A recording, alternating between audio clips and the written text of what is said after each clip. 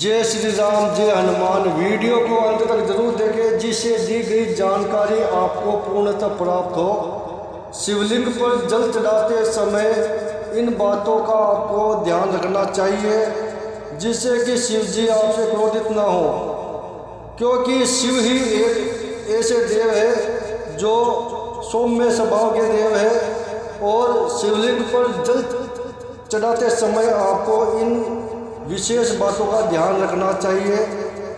जैसे पहले है, शिवलिंग पर जल चढ़ाते समय ध्यान रखें कि आपका मुंह किस दिशा की तरफ है।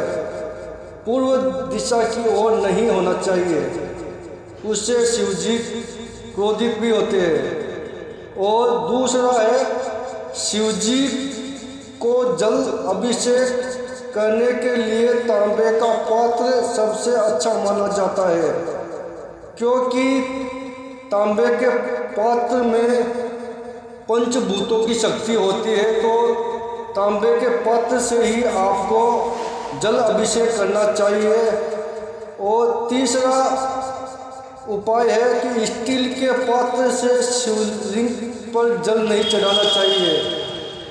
आपको कभी भी स्टील के या किसी भी पात्र में स्टील के से आपको शिवलिंग पर जल अर्पित नहीं करना चाहिए, उससे भी भोले बाबा आपसे क्रोधित होते हैं। और चौथा है, शिवलिंग पर जल हमेशा बैठकर ही अर्पित करें, क्योंकि बहुत से लोगों को देखते हैं कि वह जल खड़े होकर शिवलिंग पर चढ़ाते हैं, वैसे आपको नहीं करना चाहिए, उससे ही शिव बाबा आपसे नाराज होते हैं। यदि आपने हमारे YouTube चैनल श्री हनुमान सरकार को अभी तक लाइक नहीं किया तो लाइक कीजिए, शेयर कीजिए, सब्सक्राइब कीजिए और बेल आइकन को क्लिक कीजिए, जिससे आपको देवी देवताओं से रिलेटिव वीडियो प्राप्त हो। शिवलिंग पर हमेशा दाहिने हाथ से जल चढ़ाए और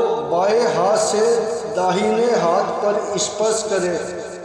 केवल आपको स्पर्श ही करना है, ना कि आपको उस तांबे के पात्र पर अपने हाथ का स्पर्श करना है। और छठवां उपाय है, शिवलिंग पर जल चढ़ाते हुए जल के पात्र में कोई अन्य सामग्री ना मिलाए। जैसे बहुत से लोगों को देखते हैं कि वह उसमें है ना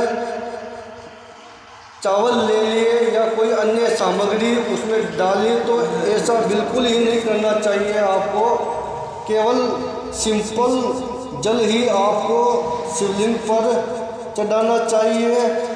और उसमें हो सके तो गंगा जल अवश्य उपयोग में ले शिवलिंग पर जल चढ़ाते समय। और सातवां है, शिवलिंग पर संग से जल न चढ़ाए। शिवलिंग पर संग से जल कभी नहीं चढ़ाना चाहिए, जिससे भोले बाबा आपसे नाराज हो और आपको दंड स्वरूप जीवन में बहुत सी कठिनाइयों का सामना करना पड़ सकता है।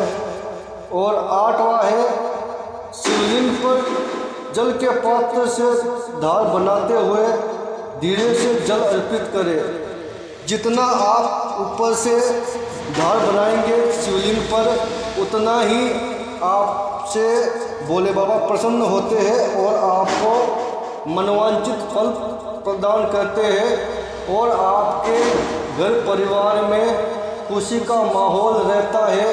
और भोले बाबा यदि आपसे प्रसन्न हो गए तो सभी देवी देवता भोले बाबा के अधीन है। वह सभी देवी देवता आपके कार्य को करने के लिए तत्पर खड़े रहते हैं।